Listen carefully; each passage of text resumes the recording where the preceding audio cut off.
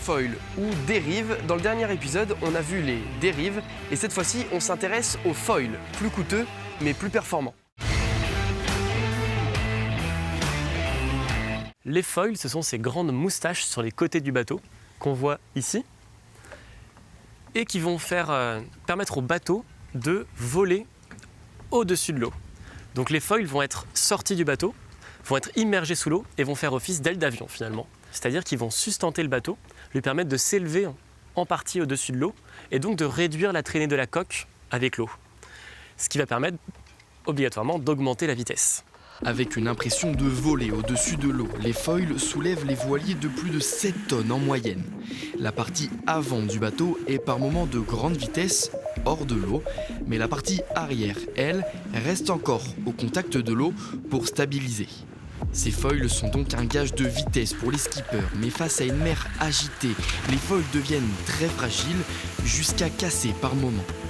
C'est ce qu'il s'est passé en 2020 pour Thomas Ruyant. Il a dû amputer celui de gauche. Mon foil bâbord qui est bien fissuré et donc je vais devoir le couper. Voilà, donc ça c'est la mission de cet après-midi.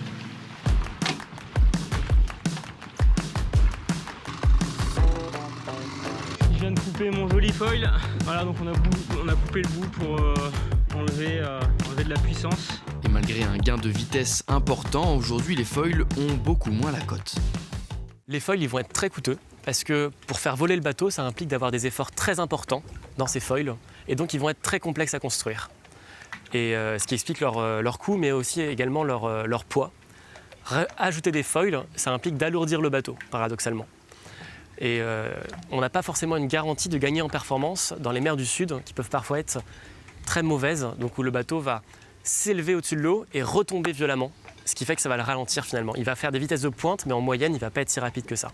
Donc c'est pour ça que le foil a moins la cote maintenant. Le foil a moins la cote effectivement, et on voit aussi des collisions qui sont plus fréquentes avec des ovnis qui sont malheureusement souvent des cétacés, des baleines, parce que la surface ratissée par les bateaux depuis l'arrivée des foils a énormément augmenté, ce qui augmente la probabilité de taper un cétacé. Et aussi parce que comme les vitesses sont plus importantes, eh bien les cétacés n'ont plus forcément le temps d'éviter les bateaux. Alors même si le foil serait plus performant, pour ce nouveau Vendée Globe, 2 skippers ont fait le choix de construire leur bateau sans foil. Ça doit être